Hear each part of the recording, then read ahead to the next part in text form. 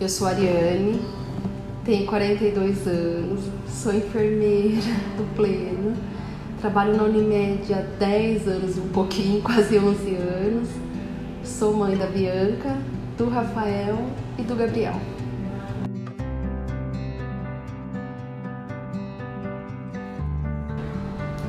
Bom, eu sempre sonhei em ser mãe, sempre. Eu sempre brinquei de boneca falando que eu ia ter um monte de filhos e filhas, né? Na adolescência eu sempre também tive. Quando eu casei, veio o desejo à tona de ser mãe, né? Foi muito planejado, muito desejado, né? Sempre tive esse sonho. E eu sempre falei que se eu não conseguisse gerar um filho, eu queria adotar. Então o desejo de ser mãe sempre veio pra mim. Eu casei e aí depois de 2 anos eu engravidei, né? Na verdade eu acabei indo no médico, o médico falou assim, Ariane, vai ser muito difícil você engravidar, porque eu tinha tomado pílula por muito tempo, né? E feito alguns exames e eu ia demorar muito para engravidar. Ele falou, para de tomar a pílula que vai demorar, né? E eu desencanei, falei pro meu marido, vamos desencanar, não conta nada pra ninguém, e se em 2 anos eu não engravidar, a gente vai entrar na fila de adoção. E aí, pra minha surpresa, 3 meses depois que eu parei de tomar a pílula, eu acabei fazendo um teste de gravidez de farmácia, porque estava atrasada a menstruação, mas eu falei, não deve ser, né? E pra minha surpresa veio a primeira gravidez, que é a da Bianca. Então, em 3 meses que eu tinha parado de tomar a pílula, eu recebi a notícia que eu estava grávida da Bianca. A gravidez da Bianca pra mim foi muito desejada, né? E ela foi muito gostosa de curtir, eu consegui trabalhar até um dia antes do parto. E eu lembro que eu trabalhava num hospital à noite, plantão da noite, barriguda, né? E eu conversava muito com a Bianca, eu cantava antes de chegar no hospital, eu falava, hoje nós vamos de plantão, Bianca, vamos trabalhar, né? E eu lembro dela que eu ia dormir de manhã, a hora que a Bianca queria movimentar na banha, eu falei, vamos dormir, vamos descansar, que à noite a gente tem que trabalhar de novo. Foi uma gravidez bem tranquila, eu passei bastante mal. Eu vomitei até no dia do parto, até na sala de parto, mas como eu desejava muito essa gravidez, eu acho que pra mim tava o vomitar, eu sabia que toda mulher grávida vomitava, então eu tratei com a maior naturalidade possível, né? Então foi uma gravidez muito gostosa, assim, foi super tranquilo. Na verdade, eu fui ter a Bianca com 41 semanas, quase 42 semanas. Eu desejava muito parto normal, porque eu tinha feito o meu TCC de graduação em uma casa de parto, com parto na água, parto de cócoras, todo aquele trabalho trabalho de parto. E aí eu queria o parto normal, então eu tava todas as forças do universo fazendo com que esse parto acontecesse, né? Quando eu cheguei trabalhei, e aí eu fui pra consulta com um ginecologista, e ele falou assim, Ariane, a placenta parou de irrigar, né? A gente precisa que você faça esse parto o mais rápido possível, não dá pra esperar um trabalho de parto, não dá pra induzir um parto, né? Já tava quase beirando 42 semanas, então aí eu virei pra cesárea. Honestamente, eu fui pra cesárea chorando muito, porque eu queria o parto normal, né? Como toda enfermeira e com uma pós e um TCC, tudo em parto normal. Mas decorreu a cesárea tranquilamente, foi super bem, não tive nenhuma intercorrência, não tive nada da cesárea dela. Eu sempre falei que eu queria ter mais de um filho, sempre, né? Minha mãe e minha sogra são filhas únicas, né? Então eu sempre falava que a Bianca não ia crescer sozinha, eu queria mais um filho. Eu ficava assim, a hora que a Bianca crescer um pouquinho mais, eu vou, um pouquinho mais, eu vou, né? No final, quando chegou que a Bianca estava com 8 anos, eu desejei engravidar novamente. Planejei, fiz tudo bonitinho para essa segunda gravidez, né? E foi o mesmo esquema. Parei de tomar pílula, 6 meses, tomei as vitaminas que tinha que tomar, toda a recomendação que tinha que ser feita. Aí 6 meses depois, estava a Ariane grávida de novo. Essa segunda gestação, a princípio, ela estava decorrendo bem, mas quando eu cheguei no ultrassom de 12 semanas de gestação, que é o exame que faz de translucência nucal, né, que é um marcador genético, né, eu descobri que essa gravidez ela tinha uma alteração no ultrassom, né, ela tinha esse filho, que daí era o Rafael, né? Ele tinha uma forte suspeita de alguma síndrome, ou síndrome de Down, ou a segunda síndrome, que era a síndrome de Edwards, né? Então aí eu fui atrás de fazer exames e até fechar o diagnóstico oficial dessa doença, que era a síndrome de Edwards, né? Então, no começo da gestação do Rafael, eu já descobri que ele era portador de uma síndrome, uma condição genética rara, né?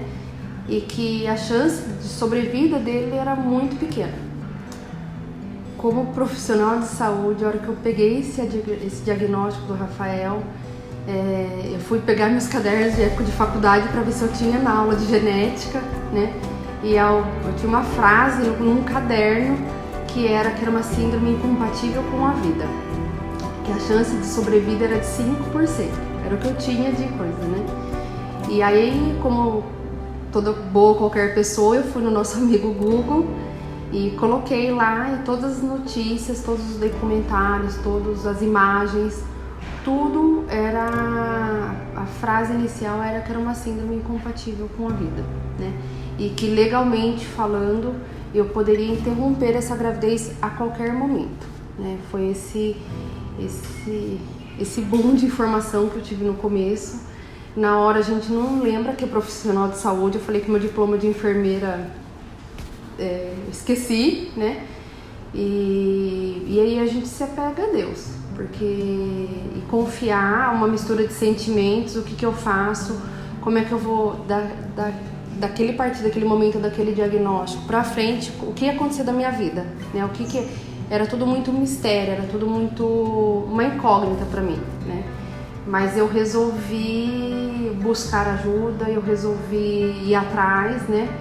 E aí, quando eu fui para a equipe de saúde que me acompanhava buscar ajuda, né?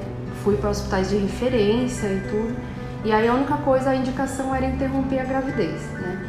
Eu, quanto profissional de saúde, quanto mãe, quanto pela minha religião, não me permitia interromper essa gravidez. Eu falava que não competia a mim, né? Eu falava para todo mundo, Deus deu essa vida, é Ele que vai decidir o que vai acontecer comigo e com o Rafael. Então foi esse momento que eu falei, olha, estou entregando na mão de Deus, é Ele que vai me conduz e vamos. Eu tive muito apoio, eu tive uma rede de apoio maravilhosa. Eu acho que sim, do meu marido, da minha filha, de toda a minha família, da família do meu marido. Tive apoio na empresa, eu tive apoio da equipe médica, alguns um pouco mais resistentes, um pouco mais, né? Mas eu acabei tendo apoio muito da parte religiosa. E aí, como eu falei, eu tinha procurado no Google informações e eu acabei achando uma associação que acompanhava famílias com crianças com condições genéticas graves, né? Que é a Associação Síndrome do Amor. E aí acabei me cadastrando nela para buscar informações. E essa síndrome, ela é bem específica, ela cuida bastante de crianças que têm a síndrome de Edwards, que era o caso do Rafael, né? Então eles me apoiaram muito, muito, muito, muito, né? Eu falo que eu sou eternamente grata a eles, porque eu tive essa rede de apoio, então não só de equipe de saúde, mas eu tive da parte religiosa e da parte emocional e de compartilhar informações, né? De trocas, ver que eu não estava sozinha naquele momento, né? Então, em alguns momentos de angústia, eu recorria à família. Em alguns momentos, eram os profissionais de saúde. E em alguns momentos, era a equipe dessa associação Síndrome do Amor que me acompanhava. Então, porque dependendo do que eu precisava, era onde que eu ia acudir. E todos eles me apoiando nas minhas decisões. Ninguém ficava assim, você tem que fazer isso, ou não, isso está errado, né? Tava todo mundo me apoiando para a decisão que eu fosse tomar, né? E eu sempre pedia eu pedia muito para Deus que Ele fizesse, que, dependente do que acontecesse, que lá na frente eu não teria, não ficasse com na cabeça, e se eu tivesse feito isso? E por que eu não fiz aquilo, né? Então eu não queria que lá na frente, eu queria ter a paz e a consciência de que eu tivesse feito tudo o que fosse necessário, tudo que tivesse ao meu alcance, tinha feito, né? E isso decorreu, eu falo, conforme combinado com Deus, né? porque eu tinha a indicação então de interromper a gravidez, né? Em toda a consulta de pré-natal a indicação era conduta, interromper a gravidez, mãe não quer, né? E aí eu segui, cada vez que eu ia, a equipe falava assim, viu, pode ser que o mês que vem, na hora que você vier pro pré-natal, seu filho vai estar morto dentro da sua barriga. Aí eu, tudo bem, vamos esperar o mês que vem. E eu fui seguindo essa gravidez, né?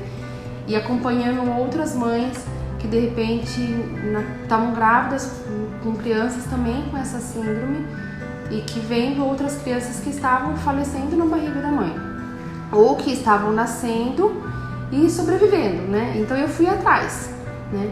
Acabei na gravidez conhecendo uma menina em Campinas, a Maria Letícia, que na época estava acho que com 8 anos, viva com a síndrome, com todas as condições dela, mas ela estava viva, né? Com todo o amor da família dela, acabei me apegando muito a essa família, que era uma referência pra mim, né? Então, assim, vai dando forças pra gente, né?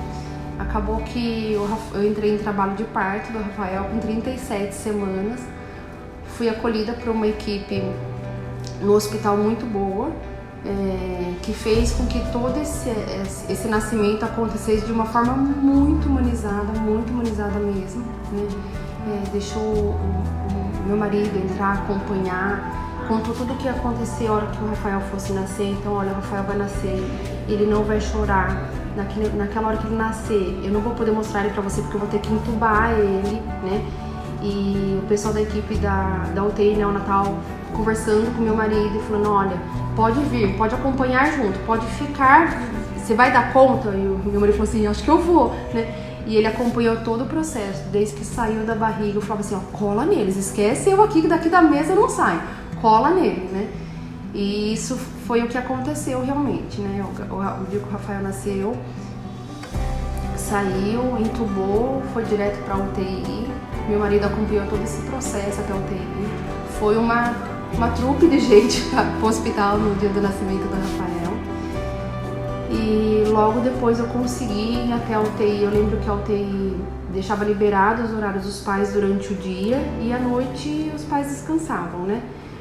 Mas como o Rafael resolveu nascer da tarde para a noite, eles liberaram a minha visita. Eu acabei levantando, feito cesárea dele. Levantei até antes do tempo que eu deveria levantar, forças de mãe, né? Porque eu falei, em 4 horas pós-cesárea eu tava de pé na UTI conhecendo o Rafael. Nossa, esse momento de conhecer foi muito bom. Foi assim, eu acho que é o que eu pedia muito a Deus, né? Eu pedia pra Deus que eu queria conhecer o Rafael vivo. Era meu pedido maior, que eu conhecesse ele vivo. E eu conheci. Peguei no colo, chorei. Fiz tudo o que eu pedi a Deus, Deus me deu. Eu consegui. Eu agarrei nesses 5% de chance de vida, né? Que era o 5% dele nascer vivo. E ele tava nesse 5% de nascer vivo. Agarrei muito. Eu falava que fosse 0,1% eu ia agarrar. Acho que esse poder de mãe, ele é fantástico. Ele é transformador. A mãe ganha uma força que Deus dá uma força pra mãe muito grande, né? Fazer com que acontecesse esse momento, né? E que a equipe da UTI Neo fez comigo, eu acho que assim, não tem preço o mundo que pague, né? Eu agradeço hoje, assim, na época eu tava lá na UTI, eu agradeci muito a equipe de lá, pela humanização do atendimento com a gente. E por dar todo apoio de mãe, né? Então, assim, eles estavam a todo momento comigo, a todo momento eles deixaram numa sala reservada. Eu lembro de uma cena acho que é tanta emoção no mesmo momento que em nenhum momento eu lembrei de tirar foto, nem passou pela minha cabeça, né? E ficando lá na UTI o tempo inteiro, você não vai ficar lembrando de tirar foto lá dentro da UTI, né? Veio uma enfermeira e fez assim, mãe, cadê seu celular? Eu fiz assim, tá lá no armário, né?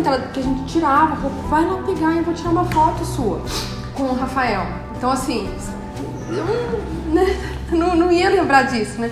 Então, hoje eu devo as fotos que eu tenho, porque essa enfermeira fez isso daí, né? E eu tinha preparado muito a minha menina por questões do Rafa, como a chance dele sobreviver era grande, de falecer era grande, eu tinha que criar uma força, de além de forças pra mim ajudar a minha outra filha, né? E eu trabalhei muito isso com ela. E quando ele nasceu, eu pedi que ela queria conhecer o Rafael na UTI, né? E isso foi liberado. Então nós fomos todos para a UTI. Eles fizeram um horário de visita separado na UTI para que ela conseguisse entrar. Eles cobriram todos os bercinhos dos outros nenês, né, para que ela não visse todas aquelas crianças, e eram 20 e poucas crianças na UTI, né, para que ela só conseguisse acompanhar ele, né. Então eu lembro que tinha uma psicóloga, uma assistente social, uma enfermeira que me falou assim: mãe, não se preocupe que a Bianca tá com a gente, não precisa ficar, né, porque eu tava pós-cesárea, o Rafael entubado e ainda preocupado com a Bianca, né. E eles fizeram com que esse momento acontecesse lindamente, né, com que a Bianca conhecesse o irmão, tocasse nele, tirasse foto com ele, né, e que a gente pôde fazer esse momento de família, né, eu, meu marido, minha menina e o Rafael juntos. Então assim, esse momento ele foi maravilhoso, foi registrado por essa enfermeira, acho que não tem dinheiro no mundo que pague isso. O Rafael ficou na UTI por 3 dias e aí ele veio piorando e acabou falecendo. Acabei enterrando o Rafael em pleno domingo de Páscoa. Foi uma situação muito difícil pra gente, por todas as condições que ele tinha, por todo o preparo que a gente já tinha tido da chance de sobrevida, mas é um momento muito difícil. Enterrar um filho não é fácil, mas a gente teve força, criou forças, não sei de onde que surge uma força assim sobrenatural de mãe, que a gente tinha que ter a força pra gente e pros filhos, né, pra família em todo. E eu falava que eu não queria ter outro filho, eu não queria mais, eu falava assim: gente, eu não quero mais brincar disso não, chega, tá bom, tem a Bianca, né, mas a Bianca me pedia muito um irmão, ela me pedia muito irmão, e aí eu resgatei aquela história lá no começo, que eu não queria que a Bianca fosse filha única, né, então acho que isso, aí eu decidi voltar para atendimento, para ver se estava tudo bem comigo. Eu já estava com 38 anos, então eu precisava cuidar da minha saúde, ver se estava tudo bem, e estava tudo bem. E aí eu decidi arriscar de novo, né? Eu falei: vamos tentar de novo. E aconteceu de novo, né? Então, com 38 anos, eu acabei engravidando novamente, terceira gestação do Gabriel, né? Eu falo que ele é o arco-íris, né? Que a gente fala que o bebê arco-íris é quando ele nasce após o falecimento de um filho anterior, né? Ele veio para transformar nossas vidas, ele é nosso agito hoje, né? A gravidez dele decorreu até que bem, com algumas alterações comigo, mas com ele estava ótimo, né? Todo aquele medo, na hora que eu fui fazer o ultrassom, a hora que cada exame que eu fazia, cada consulta que eu passava, né? Porque eu tinha na minha memória de 3 anos atrás todo o passado, aquela história de, né, fazia um ultrassom, dava alguma coisa alterada, né, do Rafael. Então cada vez que eu fazia do Gabriel, eu tinha medo de ter uma alteração. Não adianta falar que não saía da cabeça. Por mais que eu falasse: não, vai dar certo, tá tudo bem, mas enquanto você não fazia o ultrassom, o coração da mãe não acalmava, né? Graças a Deus, Gabriel nasceu lindamente, gordo, de parto cesárea também, que daí era a minha terceira cesárea, né? Hoje ele tá com 3 aninhos.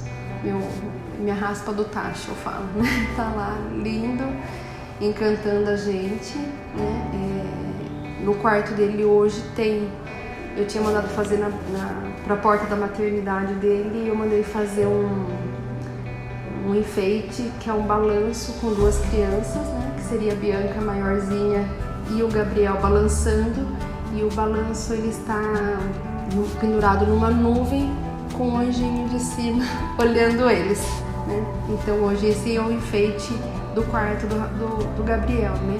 E aí eu brinco com ele, quem que é esse daqui? A Bianca ou a irmã, que às vezes ele chama, né? O Gabriel e o anjinho, manda um beijinho pro anjinho, né? E a Bianca faz, é o Rafa, né, mãe? Eu falo, é o Rafa, né?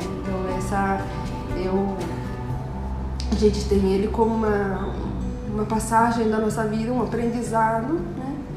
Eu falo que hoje eu sou uma outra mãe depois da gravidez do Rafa. Ai, ser mãe é tudo de bom. É maravilhoso, é muito lindo.